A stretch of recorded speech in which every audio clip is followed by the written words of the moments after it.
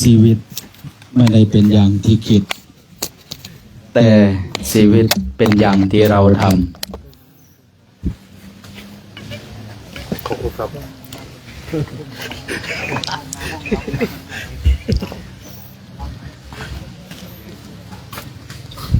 สุขสวัสดีช่วงสายๆวันนี้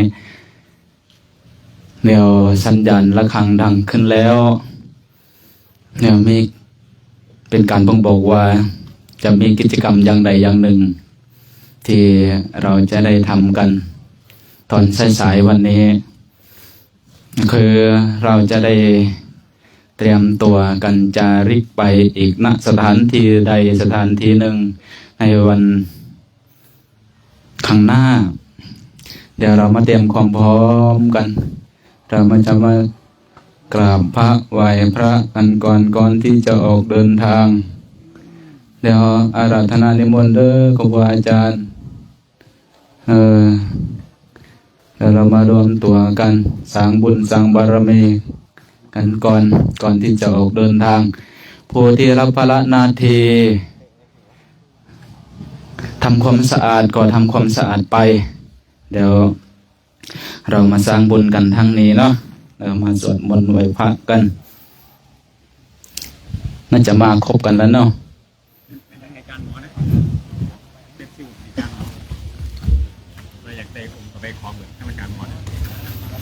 มันเป็นอย่างนี้แล้วชีวิตเราแต่ละวัน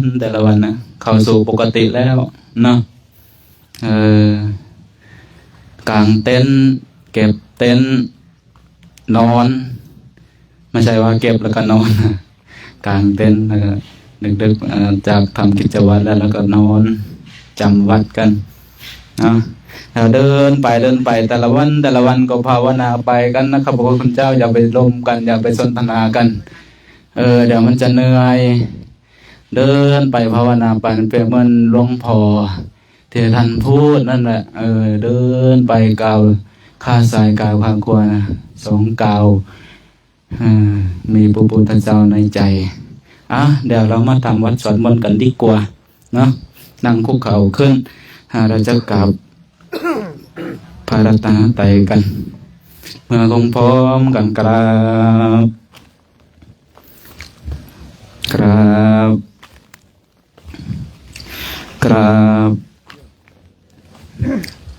ขอโอกาสพ่อแม่ครูบาอาจารย์โยสุภะคะวะอะระหังสัมมาสัมพุทโธสวากขาโตเย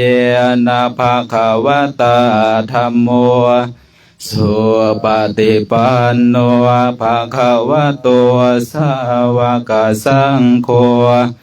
ธัมมายังภะคะวันตังสัทธัมมังสัสสังฆังอิหิเมเหสการเรเหยะธาระหังอาโรปิเตเหอาภิปัวมาสาธุโนภันเตภะคะวาสุจิราปริเนปุตโตเปปัสสิมาสนะตานุกัมปมานาสาอิเมสการะทุกขตาปันนาการะภูเตปฏิคันหาตุอัมหากังเดียคารตังหิตายะสุขายะอะระหังสัมมาสัมพุทโธภะคะวาพุทธังภะคะวันตังอภิวาเทมิสวากขาโตภะคะวะตาธัมโมธัมมังนัมมัสสามิสุปฏิปันโนภะคะวะโตสาวกสังโฆสังฆังนะมามิหันตมยังพุทธัสสะภะคะวะโตปุปปภาคณามการังกโรมาเส โมตัสสะภะคะวะโตอะระหะโตสัมมาสัมพุทธัสสะนะโมตัสสะภะคะวะโตอะระหะโตสัมมาสัมพุทธัสสะนะโมตัสสะภะคะวะโตอะระหะโตสัมมาสัมพุทธัสสะหันธมยังพุทธานุสติธัมมานุสติสังฆานุสตินะยังคโรมะเสปิโสภะคะวะอะระหังสัมมาสัมพุทโธเวสสาจารณะสัมปันโนสุขโตโลกวิทูอนุตตรปุริสธรรมสารทิสัทธาเทวมนุสานังปุถโธวะเตสวากขาโตภะคะวตาธัมโมสันติติโกอาคาลิโกเอสิโกโอปันญิโกปัจจตังเวทิตาโพเวียนโยหิเตสุปฏิปันโนสาวกสังโฆโอสุปฏิปันโนภะคะวะโตสาวกสังโฆยะปฏิปันโนภะคะวะโตสาวกสังโฆสามีจิปฏิปันโนภะคะวะโตวะกสังโฆยะติทังจัตตาริปุริสายุคานิอัตถปุริสปุคลาเอสะภะคะวะโตวะกสังโฆอาหุเนยโยปาหุเนยโยทาคิเนยหันสเลการณิโยอนุตตรังปุญญาเขตังโลกาสติมหากรุณิโกนาโทหิตายาสัพพปานิดังปุเรมพระเมียสัพพะปัตโตสัมโพธิมุตตมังเอเตนะสัจจวันเสนะโหตุเตขลังสยันโตโพธิยาโมเลสกายานังนันทิวัตโนเอวังตวังวิสยโยโหหิสยาสุสยมังคะเลพระสิตาบัลลังเกศิเสปทวิโปคะเรอภิเสสัมภพุทธานังอาคาปัตโตปโมทัตติสุนาคาตังสุมังลังสุปาภาตังสุโหติตังสุขันโนสุโมโหโตจาสุเยทังพรหมจามสุปทักขินังกายกรรมังวาจากรรมังปทักขินังปทักนังมโนกรรมังปะเนทิเตปทักขินาปทักขินานิกัตวานาลาตัดเตปัทธาคิเนเมตตายาภิกขเวเจโตเวมุตติยาอาเสวิตายาภาวิตายาภาอุเลกตายายาเนกตาตายาอนุอันติตายาปริจิตายาสุสมาราธายาเอกาทัสสานิสังสาปฏิกังขากตเมกาทัสสะสุขังสุปฏิสุขังปฏิปุสตินะปาปะกังสุปิปนุสามนุสานังปิโยโหติอมนุสานังปิโยโหติวัตตาระคันเตนะสะอาคิวาวิสังวาทังวากามาติตุวตังเจตังสมาติญาติมุขวันโนวิปัสสิทติอาสามวรโหกาลังกโรต ตารังอปะเดเวสันโตปรมโลโกปะโคโหติเมตายาเบียคะเวตัววิมุตติญาอาเสวิตายาภาวิตายาบาหุเลียกตายายาเนียกตายายาโนติตายาปาริจิตายาสุสมารัตถายาอิเมเอกาทัสสานิสังสาปาติกังธรรมโวจะภควาอัตตมนาเตภิกขุภควโตจิตังอภินันโทนเตภวตุสัมภมังคลังราคันตุสัมภเทวตาสัพพพุทธานุภาเวนัสสทาภวันตุเตอภวตุสัพพมังราคันตุสัพพเทวตาสัพพธรรมานุภาเวนัสสทธาโสติภวันตุเตภวตุมังคลังราคันตุสัพพเทวตาสัพพสังฆานุภาเวนัสสทธาโสติภวันตุเต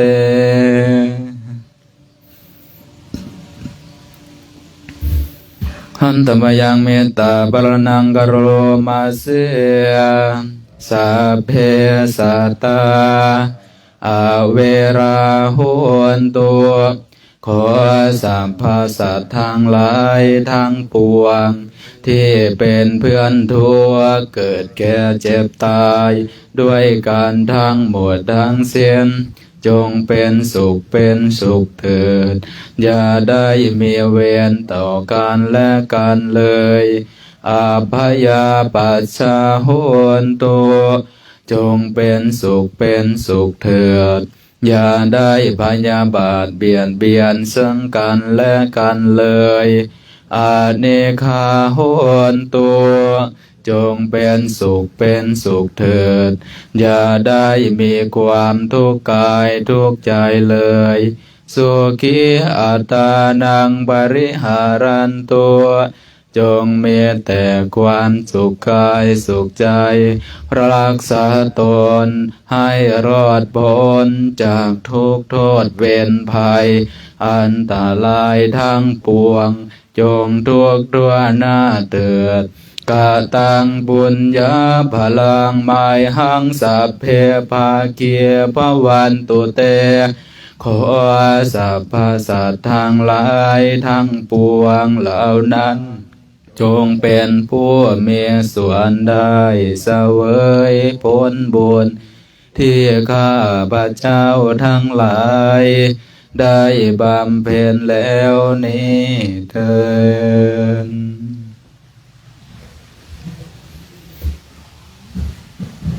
กราบรักกันอะระหังสัมมาสัมพุทโธภะคะวาพุทธังภะคะวันตังอภิวาเทมิสวากขาโตภะคะวะตาธัมโมธัมมังนัมมัสสามิสุปฏิปันโนภะคะวะโตสาวกสังโฆ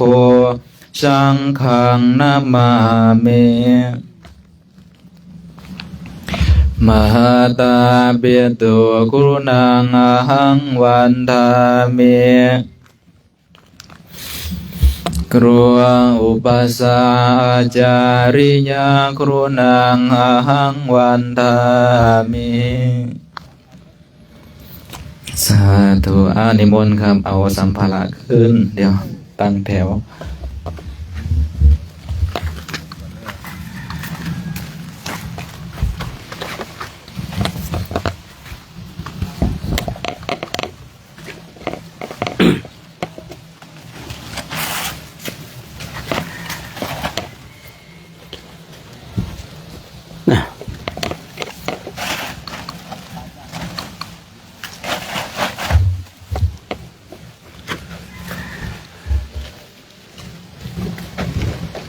อกี้ครูบารัศมีว่าอะไรนะชีวิตไม่ได้เป็นอย่างที่คิดนะแต่ชีวิตจะเป็นอย่างที่ทำนะชีวิตเนี่ยไม่ได้เป็นอย่างที่คิดเนาะโอ้ยเดินธุดงค์นะมันจะไปยากอะไรวะนะใครๆมันก็เดินได้นะของผู้ใดให้กองอย่างนั้นบ่ของใครอันนี้ใครสละเลยเนี่ยของเนรของจั่วบ่นะของใครมีเจ้าของหรือเปล่ารีบมาเอาเด้อนะก่อนที่ธรรมจักรจะมานะ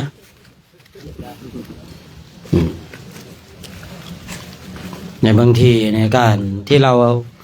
ไม่เคยทำสิ่งใดเราอย่าพึ่งไปว่าสิ่งนั้นบางทีเนี่ยเราว่าเห็นคนอื่นทำมันง่ายครับผมแต่เมื่อเราทำเองเนี่ยเราจึงจะรู้ว่าเป็นอย่างไรคนอื่นเห็นคนอื่นทำเนี่ยไม่ยากหรอกเดินทุดงค์เนี่ยไม่ยากหรอกนู่นนี่นั่นนะแต่พอตัวเองทำเมื่อไรแล้วครับนะเราจึงจะรู้ว่าเป็นอย่างไรบางคนหลายๆคนหลายๆท่านเห็นเรามาเดินอย่างนี้นะครับนะเขาก็ไม่รู้นะยิ่งบางคนบางท่านนะแบบไปเดินกับคณะหลายๆคณะนะเดินไปเกิดหลบไปเลี่ยงไปมีรถมากระโดดขึ้นรถพอใกล้ๆขบวนกระโดดลงรถอย่างเงี้ยก็ไปได้เลยครับผมนะไปได้นะพอเดินหยุดท้ายสุดตามเขาไม่ทันรถตามขบวนมากระโดดขึ้นรถเงี้ยนะโดดขึ้นรถเนี่ยเป็นนั่งรออยู่ข้างหน้าพอขบวนผ่านแอบเข้าไปในกลางแถวเขาอีกเนี่ยก็ทำได้ก็ไปได้แล้วครับผมนะแต่พอมาเจอของเราเนี่ยนะโอ้โหแค่จะเข้าห้องน้ำยังไม่ได้เลยนะมันต้องบอกกันก่อนนะเนาะเนี่ยคือผมเคยกล้าพูดนะ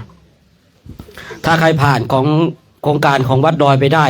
บนโลกนี้คุณไปเดินได้หมดนะครับของเรานี่เรื่องของการเดินก็ไ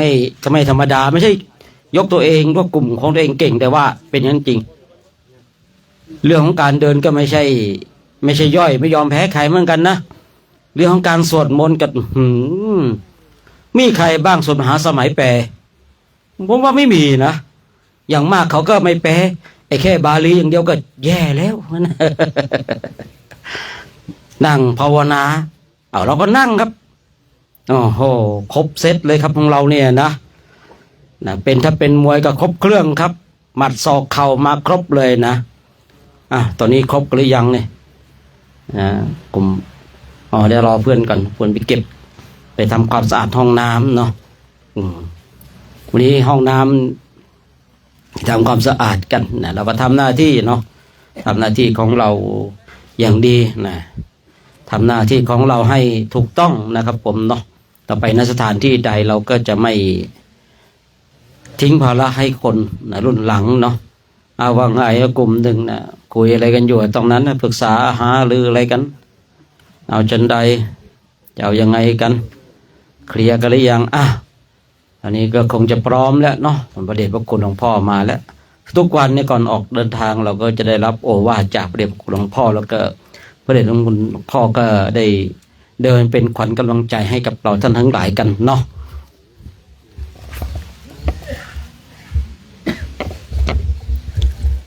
สวัสดีตอนสายบรรยากาศดีๆวันนี้เรามาอยู่ในสถานที่จะเรียกว่าทิ้งร่างวางขันของ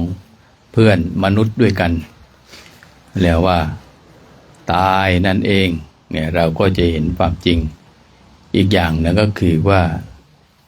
คนเราเกิดมาก็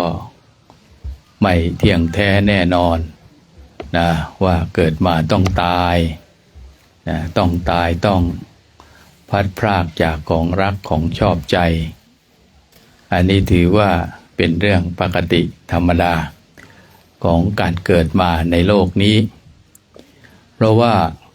เราก็ต้องกลับมาดูตัวของเราเองว่าเรานั้นมีสุขภาพสังขารร่างกายของเราเป็นยังไง แล้วก็วันเวลาของเราก็จะต้องเปลี่ยนแปลงนะและเรานั้นก่อนที่เราจะจากกันไปคือจากโลกนี้เราให้ประพฤติปฏิบัติขัดเกลาจิตใจของตนเองให้ดีเนาะเรามาเดินมาขัดใจตนเองก้าวทุกก้าวมีพระพุทธเจ้าอยู่ในใจฝึกให้ใจของเราเป็นผู้รู้ผู้ตื่นผู้เบิกบานอย่าให้ใจของเราเป็นผู้หล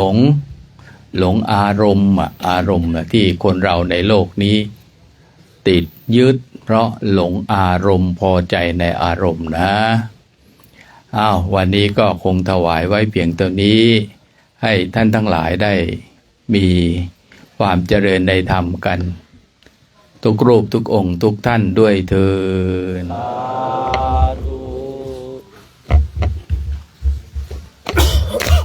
เอากันครับไม่กันนี่ครับต้องรอใหม่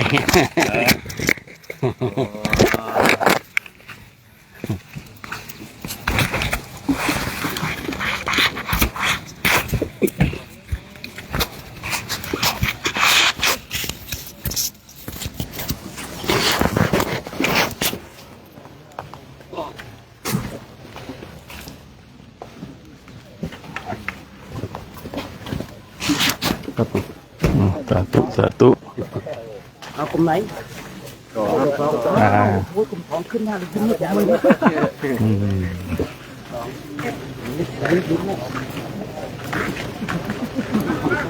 ส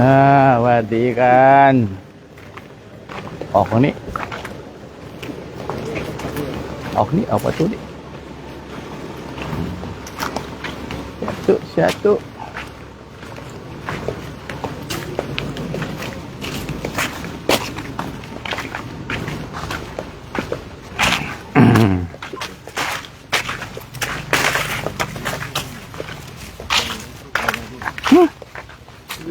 ยังใช้กันอยู่โอ้โหรถเปิดประทุนนี่วะเนาะโอ้โห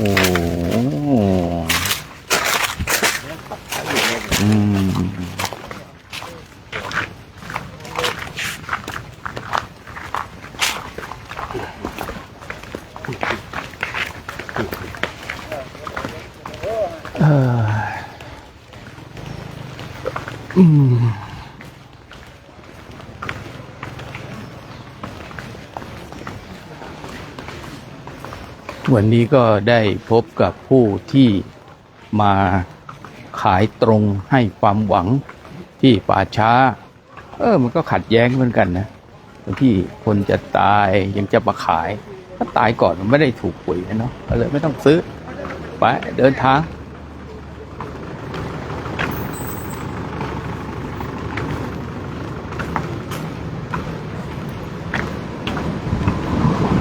แล้วก็วันนี้อากาศ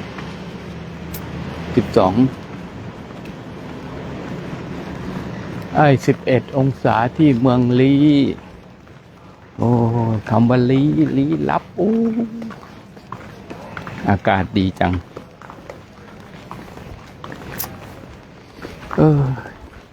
ก็น่าเห็นใจญาติโยมบางท่านอยากจะมาสัมผัสอากาศหนาวลักษณะนี้นี่ก็หายากเหมือนกันนะมาได้เจอคือจริงๆครับพระคุณเจ้านี่ก็ไม่ค่อยอยากเจอแต่ก็ต้องเจอเพราะเรากำลังฝึกฝนอบรมไปทุกที่ทุกทางได้รับผัสสะอารมณ์ต้องผ่านผัสสะอารมณ์ความรู้ความเข้าใจ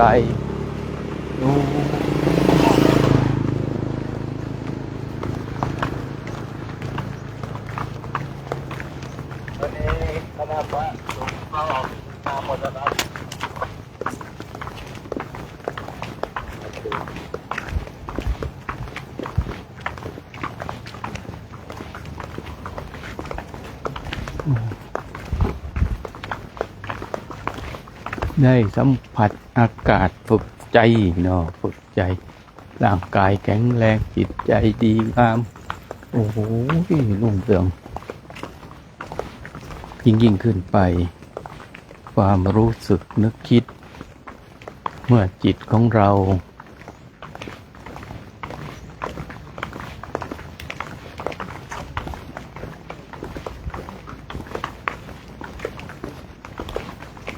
ที่เรายังต้องเราจะหมดกิเลสไม่หมดกิเลสเนี่ยมันดูที่จิตของเราเนี่ยมีอุปทานหรือเปล่าถ้าไม่มีอุปทานหมดอุปทานก็มีนะหลายรูปแบบมันหลอกล่อเช่นบางคนเป็นโรคแพนิคอุปทานต่ออาหารไอ้นั่นก็กินไม่ได้ไอ้นี่ก็กินไม่ได้เดี๋ยวสุขภาพไม่ดีผลที่สุดเป็นโรคแพนิคโรคหวาดระแวง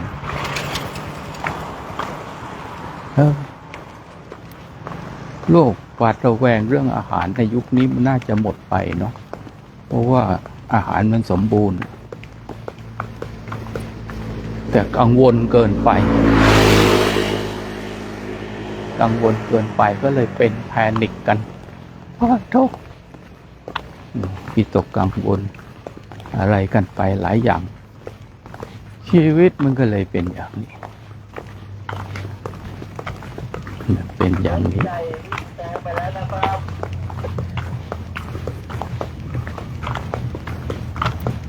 ให้เราต้องระลึกต้องนึกถึง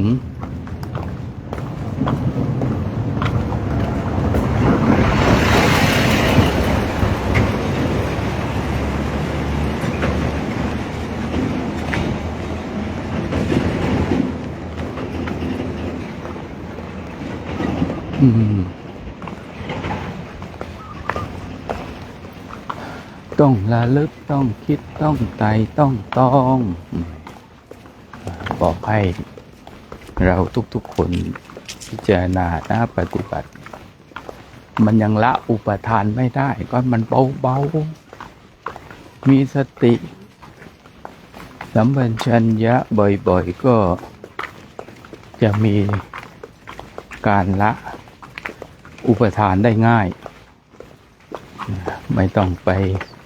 วิตกไปกังวลไปลุ่มหลงอะไรเพราะว่าไอ้ที่หลงนะเพราะเราไม่รู้เราไม่รู้เพราะเราไม่รู้จักอุปาทานความยึดถือมันเป็นลูกโซ่เป็นกระบวนธรรมที่ต้องเข้าใจต่อเอาภาวะความเป็นจริง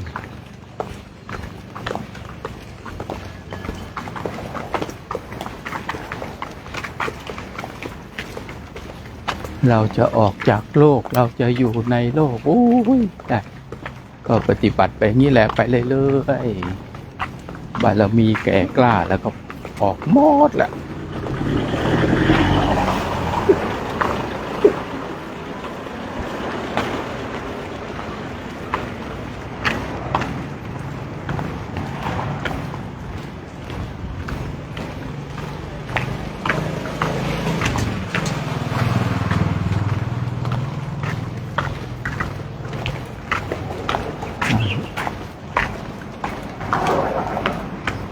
ความหลงเพราะ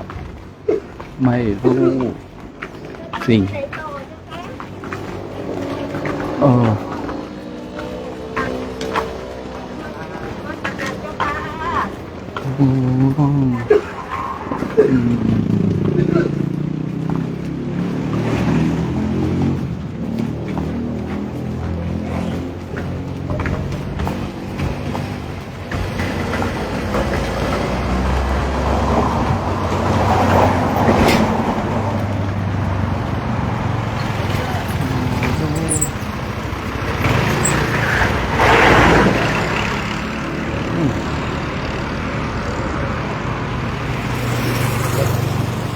อะไรครับ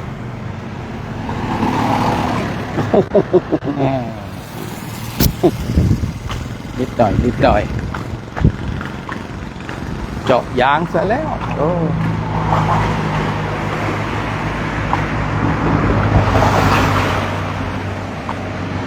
ความยึดมั่นถือมั่น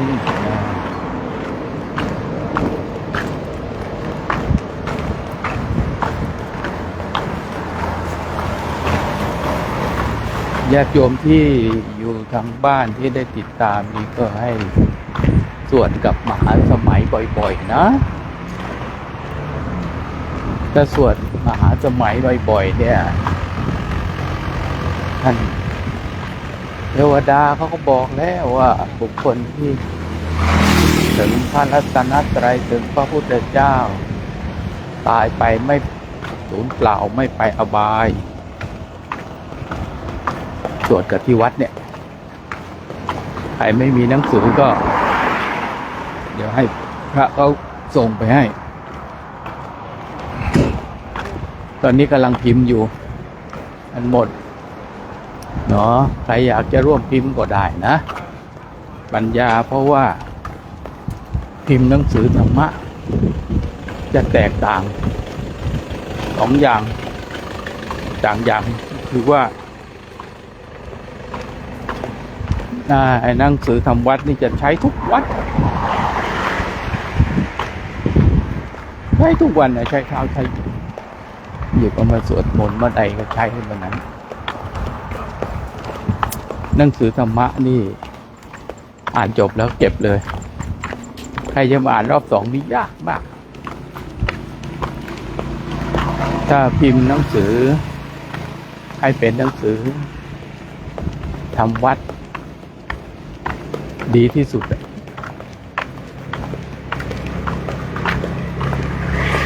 เพราะว่าจะทำให้เราเข้าใจต่อชีวิตด้วยเพราะว่าหนังสือทำวัดมันแปลเป็นปรัชญาด้วยโอ้ยอย่างเมื่อคืนที่พระท่านสาธยายธรรมนิยามมาสูตรนี่นะพระสูตรนี้เกิดขึ้นที่เมืองสาวัตถีเลยจะเกิดขึ้น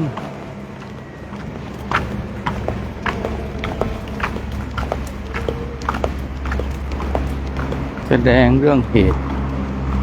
ธรรมนิยามธรรมนิยามก็สวดกันที่สวดเฉพาะงานศพแต่เรามาสวดฝึกให้เกิดปัญญา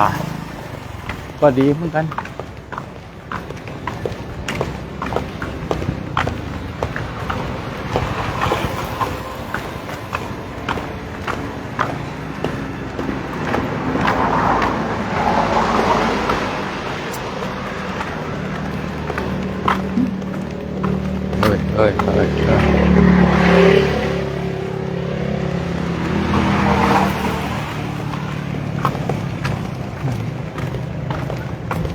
ธรรมนิยาม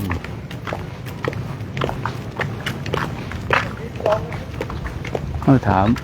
จะมาบวชมานานๆสวดธรรมนิยามได้ไหมสวดไม่ได้ไม่เคยได้ออกไปมัวจะเดินพาพระเดินอยู่อย่างเงี้ยสิเดินทีละเล็กเดินทีละน้อยเนี่ย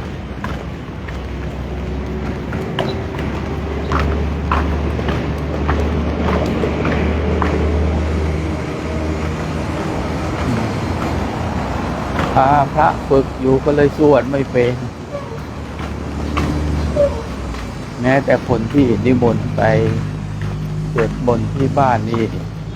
ทำบุญบ้านขึ้นบ้านใหม่บ้านเก่าก็ต้องมีการทำ MOU กันก่อน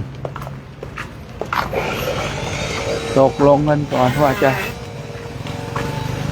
เราสวดได้แค่นี้นะจะเอาไหมถ้าไม่เอาก็ไปทำนู้นดีนะ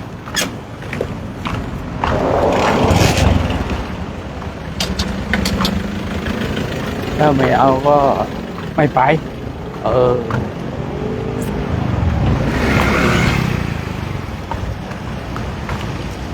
มีการตกลงกัน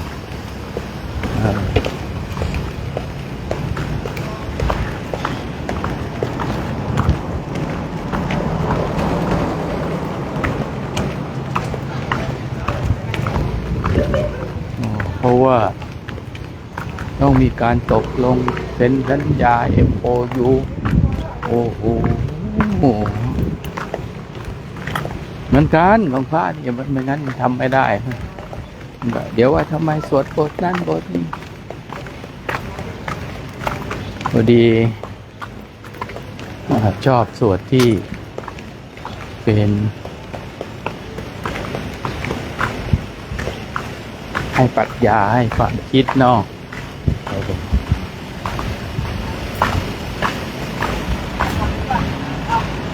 โอ้หน้าตาอย่างนี้ปริวาสเนี่ยโอ้ยโยม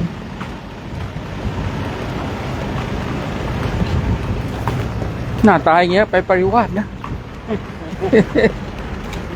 โอ้ย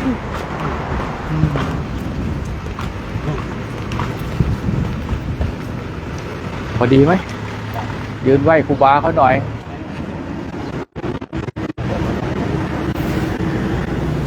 ตรง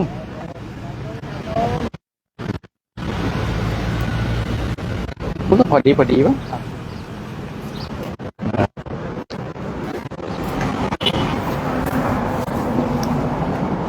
สุปฏิปันโนภะคะวะโตสาวกสังโฆโอโชปฏิปันโนภะคะวะโตสาวกสังโฆยะปฏิปันโนภะคะวะโตสาวกสังโฆสามีจิปฏิปันโนภะคะวะโตสาวกสังโฆยะทิทางจันตาเลปุริสายุคานิอาถาปุริสปัวคัลลาเอสะภะคะวะโตสาวกสังโฆอาหุนายโยปาหุนายโยทักขินายโยอัญจลิกรณิโยอนุตตรังยาเกตังโลกัสสติ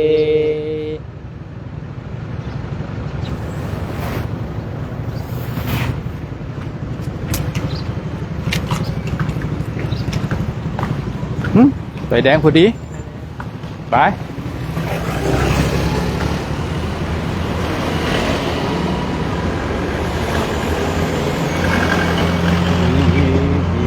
ไป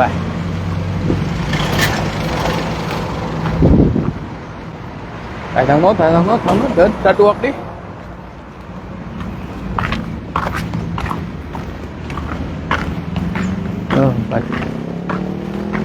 ประเทศไทยนี่ลำบากเหมือนกันเนาะข้ามไปแดงเนาะ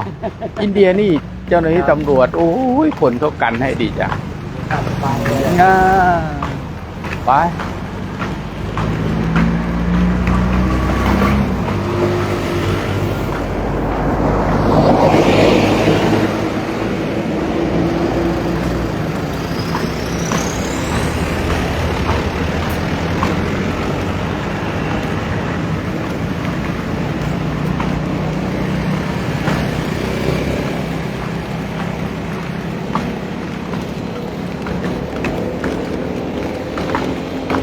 เที่ยวกับอันนี้ไป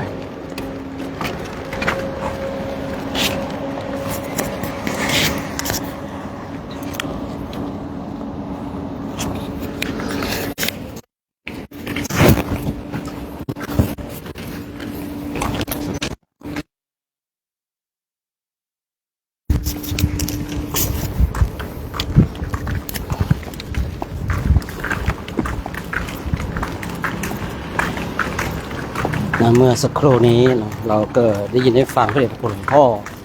พระครูธีรธรรมปราโมทย์ให้ข้อคิดสะกิดใจการแนวทางในการปฏิบัติในช่วงที่ออกเดินเนาะนี่เราก็ยังมุ่งหน้าต่อไปเมื่อสักครู่นี้อาจจะมีหลายๆคนหลายๆท่านแปลกใจว่าเราอะไรนี่มาสู่ปฏิปันโนโดยปกติน่าจะมีบทพุทธคุณธรรมคุณทำไมมาสวดบทสังฆคุณเลยเมื่อกี้เราเดินผ่านอนุสาวรีย์สามครูบาสามครูบาเนี่ยสามครูบาเนี่ย เป็นพระสงฆ์เราก็เลยสวดสุปฏิปันโนนะบูชาคุณของพระสงฆ์นะซึ่งสงฆ์สาวกของพระผู้มีพระภาคเจ้าเนี่ย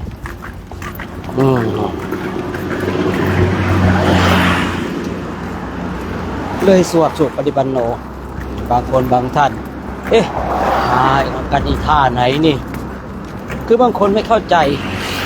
แต่เป็นนักวิจารณ์คือถ้าศึกษาและวิจารณ์เนี่ยคือ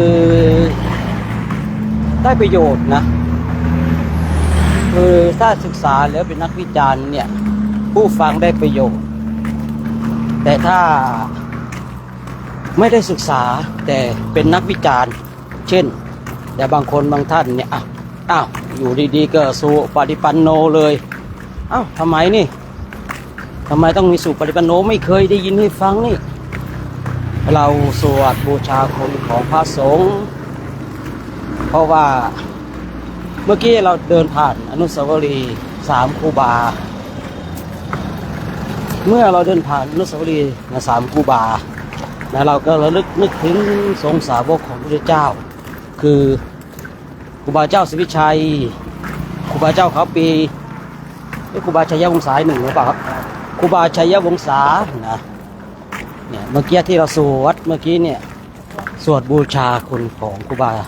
เจ้าศรีวิชัยนักบุญแห่งล้านนาไทยเป็นผู้ที่มีทำไมครูบาเจ้าศรีวิชัยเนี่ยเป็นนักบุญแห่งล้านนาไทยเจดีย์ในยุคก่อนเนี่ยโดยส่วนมากครูบาเจ้าศรีวิชัยเขาจะไปบูรณะกับครูบาเจ้าเขาปีคือครูบาเจ้าศรีวิชัยเนี่ยทำไมเขาเรียกว่านักบุญแห่งล้านนาไทยได้ทำบุญ ได้ทำบุญได้ทำกุศล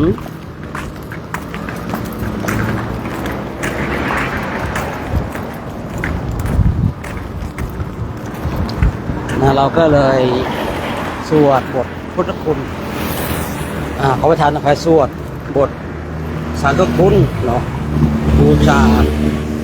ตอนนี้ยังได้กล่าวไว้ว่าการที่เราเป็นนักวิจารณ์ต้องศึกษาด้วยนะเพราะบางคนบางท่านวิจารณ์เก่งแต่ไม่ได้ศึกษาไม่รู้เหตุไม่รู้ผลอย่างเห็นคณะพระเดินเนี่ย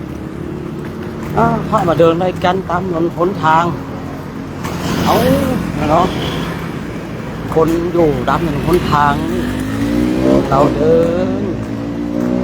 เพื่อให้บุคคลที่มีศรัทธาจะได้ศรัทธายิ่งขึ้นไปบุคคลที่ไม่มีศรัทธาเขาจะได้เพิ่มพูนศรัทธานะจะได้เพิ่มพูนศรัทธา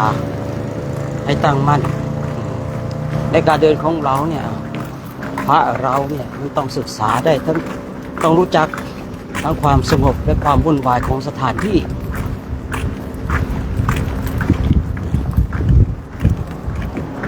จะได้เห็นความวุ่นวายของสถานที่พระเราก็จะได้รู้จักความวุ่นวายของสถานที่ความสงบของสถานที่โน้นเป็นพระต้องอยู่ในสถานที่สงบอย่างเดียวอยากที่ไหนมาพูดคือเราเนี่ยต้องรู้จักความวุ่นวายของสถานที่ความวุ่นวาย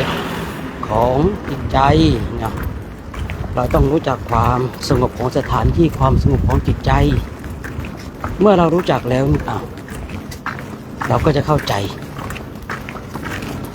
ว่าทำไมพระพุทธเจ้าของเราให้มีคำว่ากายวิเวกแต่ถ้าเราไม่เข้าใจในความวุ่นวายความสงบของสถานที่เนี่ยเดี๋ยวพูดง่ายๆว่าเราจะไม่เห็นโทษฉะนั้นโครงการจริยธรรมตามรอยบาทพระศาสดาปีที่12เนี่ย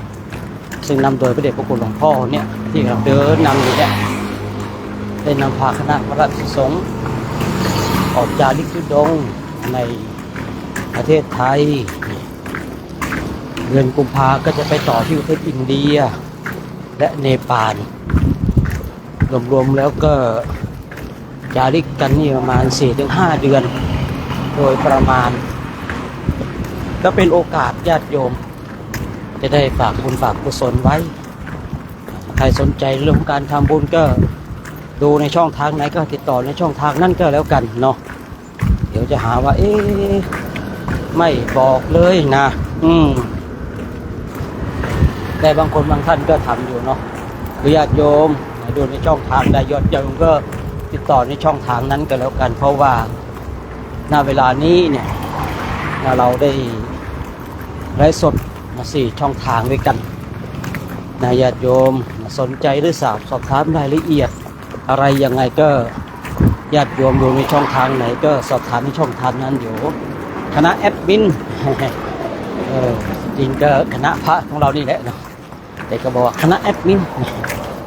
เดี๋ยวเขาก็จัดการเองเนาะจัดการญาติโยมมีความสงสัยในเรื่องใดในสิ่งใดก็สามารถสอบถามได้เนาะคือบางอย่างเนี่ยไม่เชื่อว่าเราไม่ฉลาดนะแต่ว่าบางอย่างเนี่ยมันสงสัยแล้วมันหาข้อสงสัยไม่ได้แล้วก็ถามสอบถามกันสนทนาธรรมกันสอบถามสนทนาธรรมกันเพราะว่าในช่วงนี้ก็พระคุณเจ้าของเราเนี่ยจะสร้างบำเพ็ญเพียรตั้งแต่ตี 3นะโยมตี 3ตื่นกันแล้วระฆังตี 3 ครึ่งระฆังดังตี 3 ครึ่งตี 4เราทำวัดสวดมนต์นั่งภาวนาจนสว่างพอสว่างเราก็ออกก็บิณฑบาตตามระดับบิณฑบาตเสร็จเราก็จะสวดมนต์นิดนึงแล้วเราก็จะฉันพระทห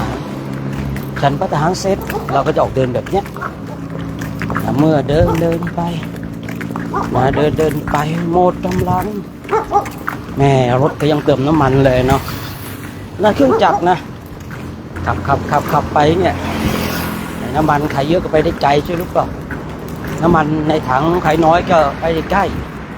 เหมือนกันคนเราเองก็เหมือนกันพลังงานในร่างกายของใครมีเยอะก็ไปได้ไกลพลังงานในร่างกายของใครมีน้อยก็ใกล้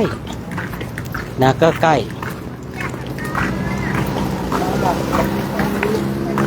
หลวงพ่อถวายของพระอาจารย์ครับ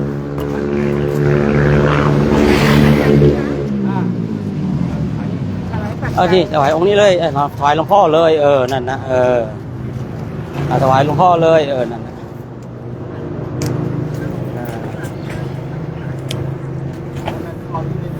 รับก่อนนะเพียรติโยวิวาชันตุสาภาโร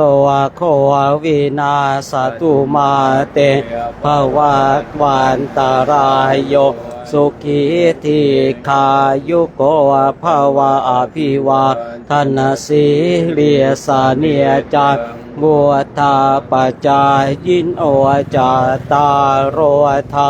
มาวาทันติอายุวันโนสุขังภาลัง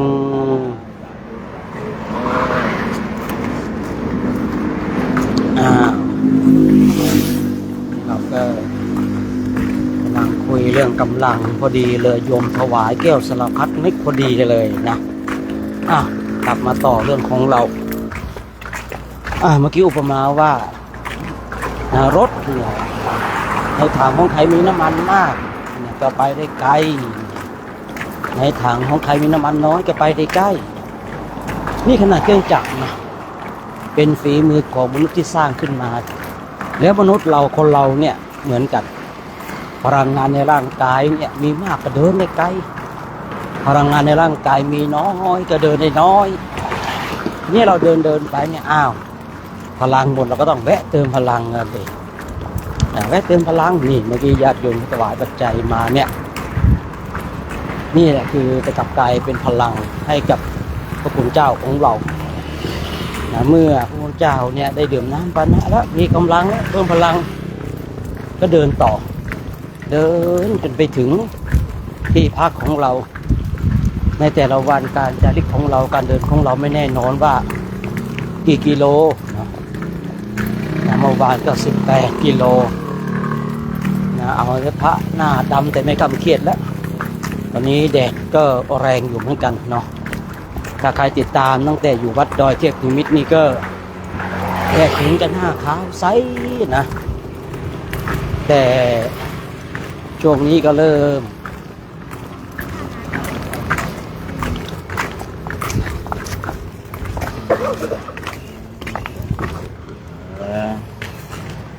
ครับผมสติติโย วิวาจันตุสาภาโรโควินาสตุมาเตภวัตวันตารายโยสุขีทีขายุโกภวะอภิวาทนาสีเลียสาเลียจาวัวทาปจายโนจาตารโรธรรมาวาทาติอายุวันโนสุขังภาลัง วัดไหนท่านเนาะไปวัดไหนค่ะ วัดอย่างวัดห้วยสะอาดวัดห้วยสะอาด วัดสหัสเดินทางไป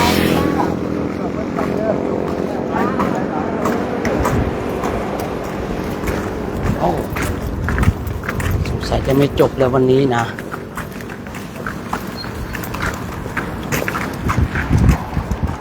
เราต่อของเราเนาะเมื่อพระท่านได้ดื่มน้ำปนะมีกำลังแล้วก็ไปต่อในการจริกของเราในแต่ละวันเนี่ยไม่แน่นอนนะไม่แน่นอนบางวันก็มากบ้างน้อยบ้างนะซึ่งเมื่อวานถึง18 กิโลนะก็เอาพระแบบบางรูปมีพลังน้อยก็แย่นะบางรูปมีพลังมากก็สบายส่วนอาตมาภาพละโอ้โหต้องแบบยังไงอะมันรอลื่นก็ใกล้จะหมด หลายอย่างเลยพอไปถึงที่พักเดี๋ยวจะไม่จบเนาะพอไปถึงที่พักเนี่ยพระท่านก็กลางกดกลางเต้นกันแล้วก็ส่งน้ำส่งท่าบางรูปก็ไม่มีหลายรอบเนาะแม่จิตใจสะอาดน้ำไม่ต้องสงก็ได้นะบางรูปนะให้สงได้อย่างไรอย่าชีวิตของเราที่มีค่าไปแลกกับน้ำขับเดียวอะไรอ่ะน้ำกันใช่น้ำแข็งก็มีที่เองนะญาติโยมพาทิ้งเลยว่าจิตใจสะอาดแล้วเราไม่จำเป็นต้องส่งน้ำนะอีกกลุ่มนึงนะแล้วก็อีกกลุ่มหนึ่งก็บอกว่าอย่าเอาชีวิตที่มีค่าของเราไปแลกกับน้ำแค่ขันเดียวหมายความว่ายังไงญาติโยมก็หมายความว่าพอตกเย็นแล้วเนี่ยบางทีก็ติดไว้ก่อนก็แล้วกันน้ำก็ไม่สงบางรูปนะบางรูปก็สงพอได้เวลาเราก็จะให้สัญญาณรับขันสัญญาณรับขันพาก็จะมาประชุมกันทีนี้ก็มีสองช้อยหนึ่งวันไหนถ้าเราเดินไม่ไกลไปถึงเร็วระฆังดังเราก็จะนั่งภาวนาก่อนสองวันไหนถ้าเราเดินไกลระฆังดังแล้วเราก็จะทำวัดสวดมนต์แต่หลังจากทำวัดสวดมนต์เราก็จะภาวนาฟังเทศน์ฟังธรรมจากพระเดชพระคุณหลวงพ่อกันทีนี้เลิกไม่แน่นอนนะไม่แน่นอนการเลิกยามค่ำคืนเนี่ยเมื่อเลิกแล้วเนี่ยบางรูปท่านก็มีความเพียรแรงกล้าท่านก็จะสวดมนต์ถวายเป็นพุทธบูชาอีกโอ้โหคณะของเรามีแต่การสร้างความเพียรในญาติโยมมีแต่การสร้างความเพียร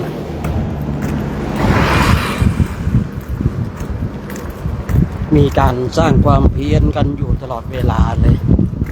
ก็เป็นความโชคดีของผู้ที่ได้ถวายข้าวน้ำโภชนาอาหารจตุปัจจัยเนี่ยอย่างญาติโยมที่ถวายปัจจัยเนี่ยคือบางคนบางท่านเป็นพระเนี่ยรับปัจจัยไม่ได้นะอาตมาก็ไม่รู้จะพูดยังไงเหมือนกันแต่ที่รู้เนี่ยเวลาที่เราจะถวายน้ำปานะถวายอาหารพระคุณเจ้าเนี่ยเข้าไปรู้เนี่ยโยมเขาไม่ได้เอาพรนะ เขาโยมเขาเอาใบเอาแบงค์สีเทาบ้างสีม่วงบ้างสีแดงบ้างแหมถ้าว่าเราจะถวายน้ำปันนะนี่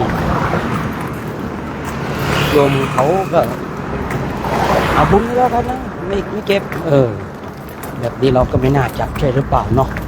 แต่ทางนี้ทางนั้นแต่พอเราเข้าเนี่ยมันคงเองเข้าไปห้างหนึ่งเช่นน้ำปันนะ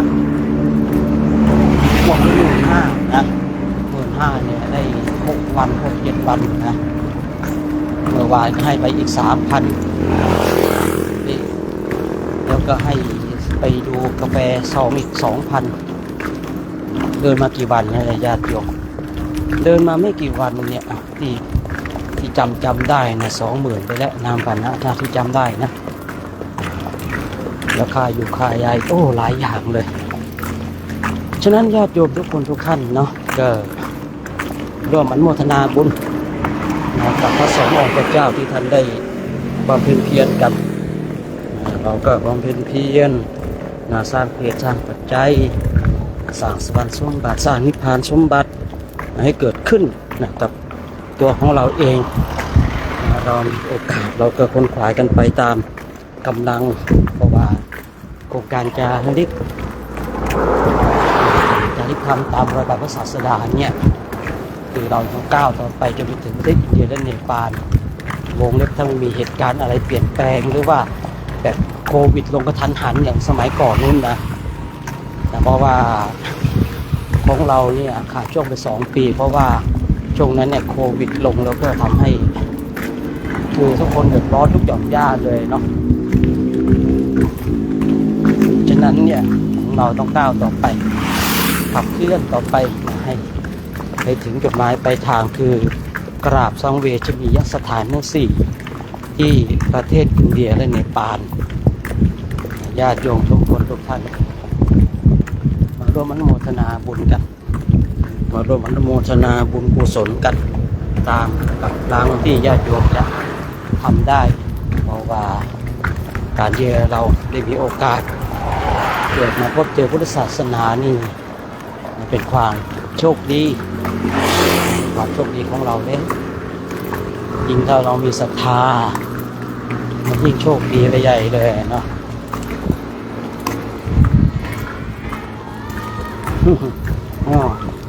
เด็กนักเรียนเห็นพระได้ประมาณสัก20 คนนะพร้อมใจกันยกมือพนมมือแล้วเป่งสาธุพอคุยเรื่องนี้จำได้มีอยู่คราวครั้งหนึ่งเนี่ยเข้าไปซื้อของเด็กนี่เห็นพระเนี่ยแม่เร็วแม่รีบไหว้พระเร็วแม่รีบไหว้พระปกติผู้ใหญ่จะต้องบอกให้เด็กไหว้พระใช่หรือเปล่าแต่คราวนี้อาตมาภาพเห็นเด็กเนี่ยน่าสัก3-4 ขวบนะบังคับให้แม่ไหว้พระอาตมาก็เห็นหรือว่าโลกมันจะกลับตาลปัดแล้วนะสมัยก่อนเราถูกปู่ย่าตายายผู้ใหญ่ให้ยกมือไหว้พระแต่ในยุคปัจจุบันเห็นเด็กเนี่ยบังคับผู้ใหญ่ให้ไหว้พระแล้วคือเด็กบังคับเนี่ยเด็กบอกให้แม่เนี่ยคือแม่เนี่ยไม่รู้เหมือนกันนะเป็นยังไงแต่ดูอาการแล้วรู้สึกว่าการยกมือไหว้พระเนี่ยจะเขินนะคือดูจากอาการแล้วจะคือเขินอะไรเราท่านทั้งหลายก็เลยทำให้คิดหรือว่าโลกมันจะกลับตาลปัดแล้วอันนี้ก็ว่ากันไป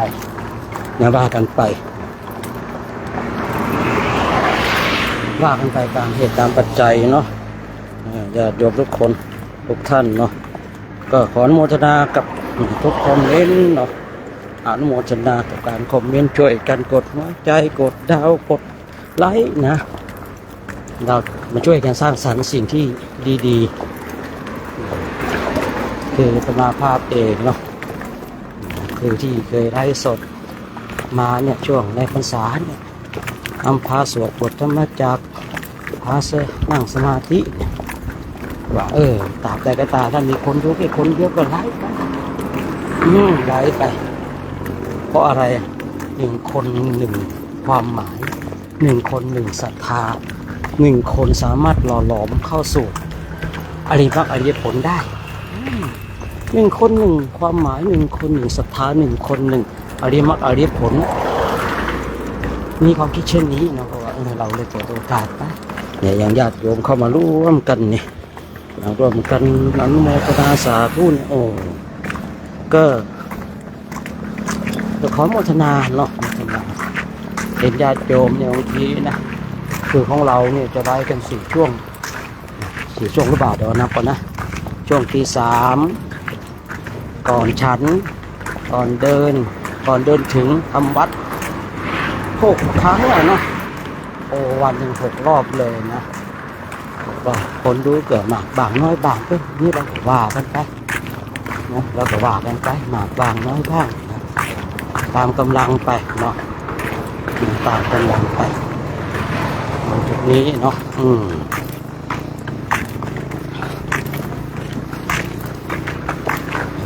แล้วก็เดินมากันแล้วโยมเขามีศรัทธาน่าจะถวายน้ำปันละนะฉลองศรัทธา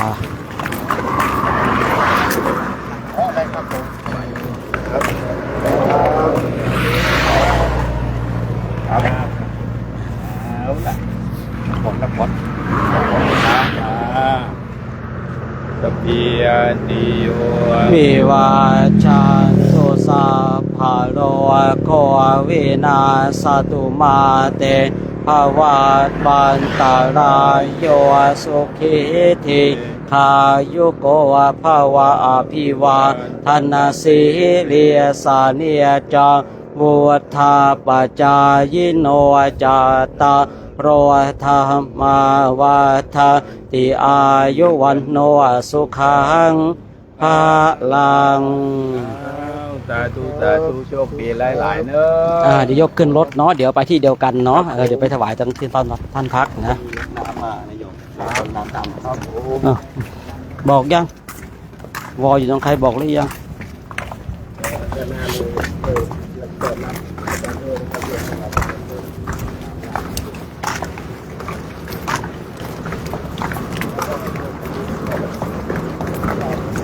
ตอนนี้หลวงพ่อก็คือเดินให้กำลังใจได้ระยะหนึ่งเนาะทำหน้าที่ต่อนี่เราก็เดินกันต่อไปญาติโยมนะเราเดินกันต่อไปเดี๋ยวเราก็คงจะเข้าร่มแล้วนะเห็นรู้สึกว่าด้านหน้าในร่มเอาจะงามเหลือเกินคราวนี้เราทำให้บ่าย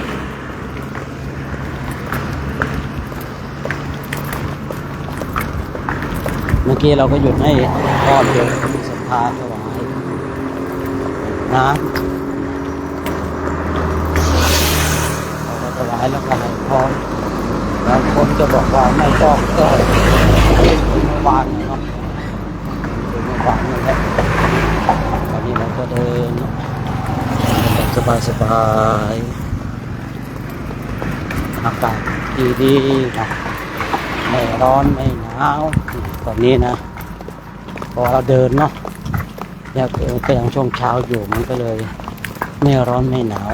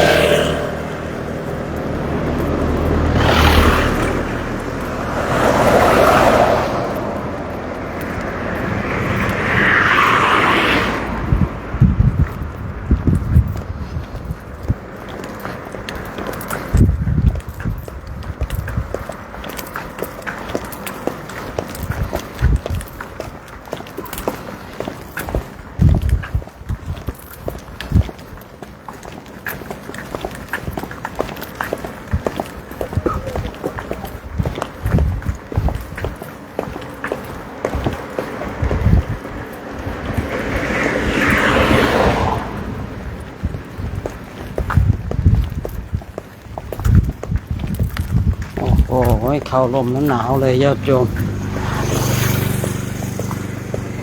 เข้าลมแล้วเย็นเยือกเลย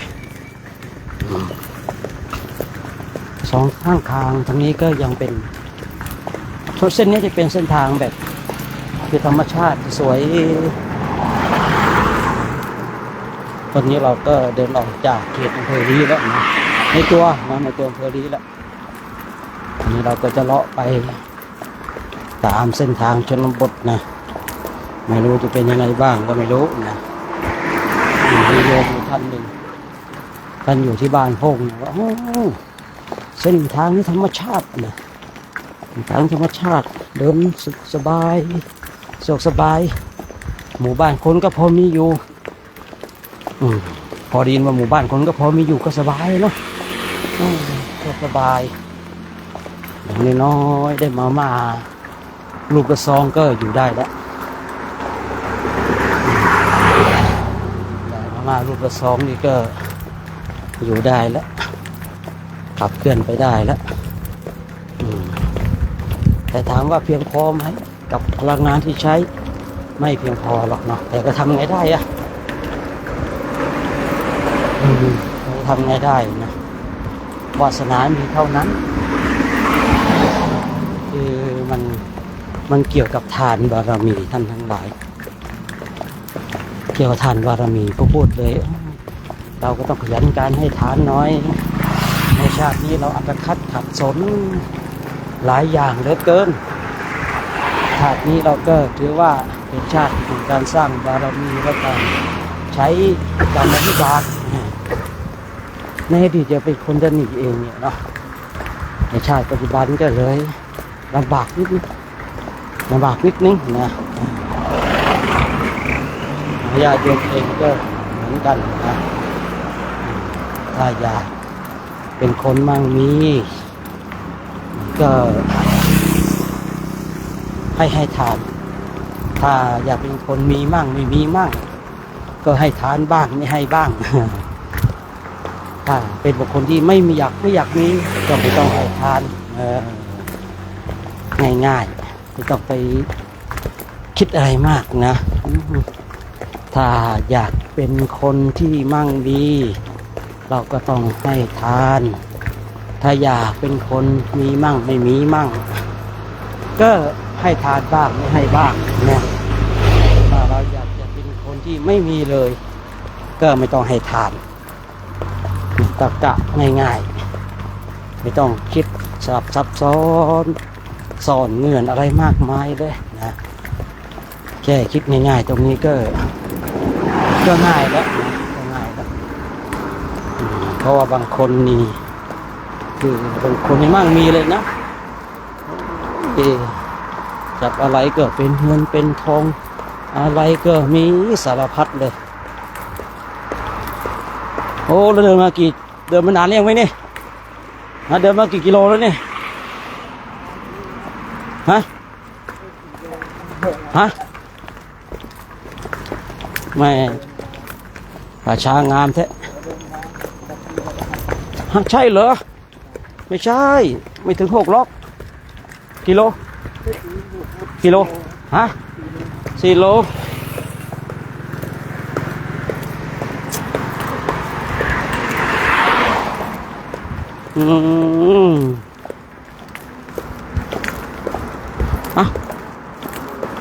3 โลกว่าตกลงกิโลแน่ไหมนี่เดี๋ยว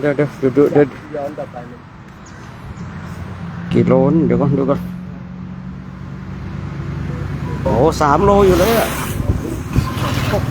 เราดึง3 โลอยู่เลยอ่ะนึกว่าเหลือสัก9 โลนี่ก็จะแวะเลยเนี่ยไม่แวะนะเทวดานี่มนต์ก็ไม่แวะนะ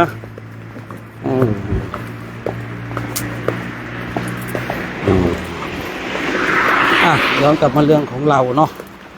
นะบางคนเนี่ยมั่งมีเลยนะโอ้โหคนมั่งมีไม่ต้องอยากพูดถึงนะเพราะว่าเขามีอยู่แล้วนะอย่าคุยถึงไอ้คนที่มีมั่งไม่มีมั่งเนี่ยนะอีกคนที่มีมั่งไม่มีมั่ง บางบางบางครั้งมีก็มีเยอะนี่บางครั้งมีก็มีน้อย บางครั้งก็ไม่มีเลยเนี่ยคนเหล่านี้นะคนพวกนี้คนกลุ่มนี้คือเป็นไงบางทีก็นึกอยากจะทำทานก็ทำไม่ได้ถ้าไม่อยากทำก็ไม่ทำอยากทำคือไม่ได้ทำอย่างเป็นประจำทำจะเป็นนิสัยไม่ใช่อ่ะคือนึกอยากทำก็ทำไม่อยากก็ไม่อยากบางทีเนี่ยเห็นข่าวเรื่องบุญเนี่ยทำข่าวพระเป็นอย่างนี้เป็นอย่างนี้เนี่ยพอแต่บางข่าวเห็นพระท่านแบบทำโอเคเกิดศรัทธาก็ทำเนี่ยนะเกิดไปในภายภาคหน้าก็คือในข่าวที่บุญที่เกิดศรัทธาแล้วทำก็จะส่งผลให้เป็นคนที่มั่งมี แต่ในข่าวที่การมันส่งผลใครตัวเองไม่มีก็เป็นตอนที่ตนเองเนี่ยคิดว่าอยากทำนะพระเป็นอย่างนู้นเป็นอย่างนี้ก็ทำให้ตัวเองไม่มี แล้วก็บางทีก็มีมั่งไม่มีมั่งก็ก็ทำบ้างไม่ทำบ้างนี่นะจะไปโทษใครใช่หรือเปล่าจะไปโทษใครได้ล่ะเพราะว่าทุกการกระทำเกิดจากตัวของเราทุกสิ่งที่เราเจอนะเกิดจากการกระทำของเราเองที่เราทำที่เราเจอเรื่องนี้ก็เกิดจากการกระทำดีๆของเราที่เราเจอเรื่องไม่ดีแต่เพราะเกิดจากสิ่งที่เราทำไม่ดีพูดบ่อยๆคอยเตือนสติบ่อยๆว่า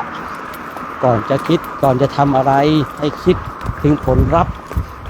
ที่เราจะได้รับนะว่าผลลัพธ์นั้นมันจะส่งผลให้เราเกิดใจอันนี้เราตายอยู่ที่นักข้างถนนจริงๆเลยนะตายให้พอนะยังส่งกินด้วยนะ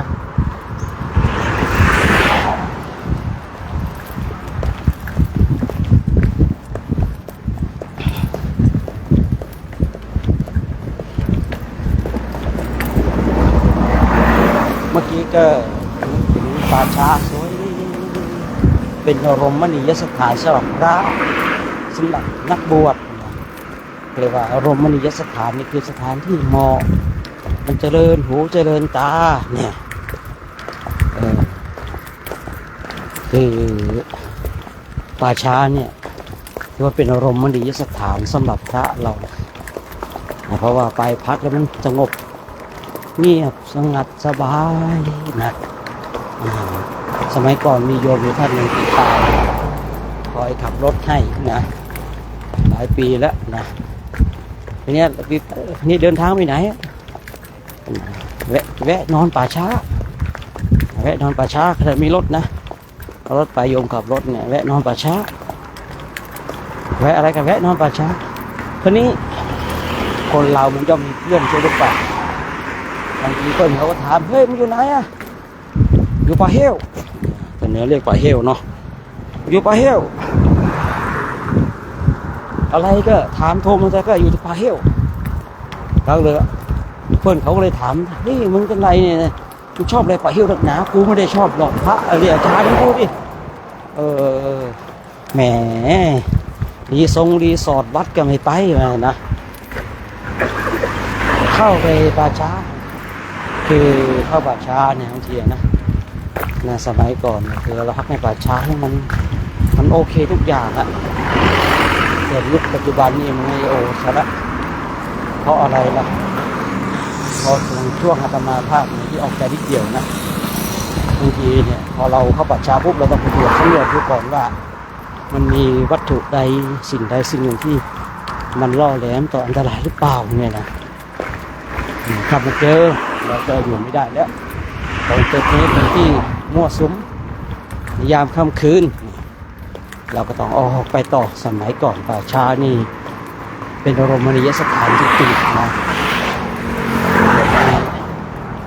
ในปัจจุบันนี่ก็ปรับเปลี่ยนไปเนาะเอาละวันนี้ก็คงมาพูดมาคุยไว้เพียงเท่านี้ก็แล้วกันเนาะทักทายญาติโยมกันญาติโยมทุกคนทุกท่านก็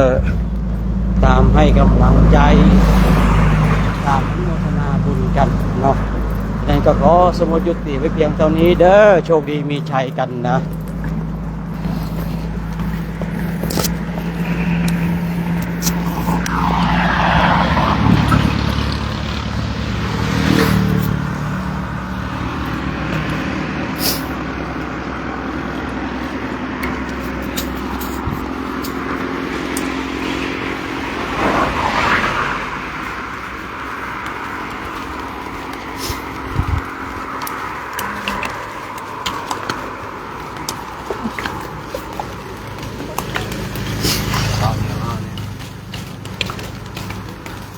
โบเริ่มทำงานแล้วอาจารย์ ไปเลย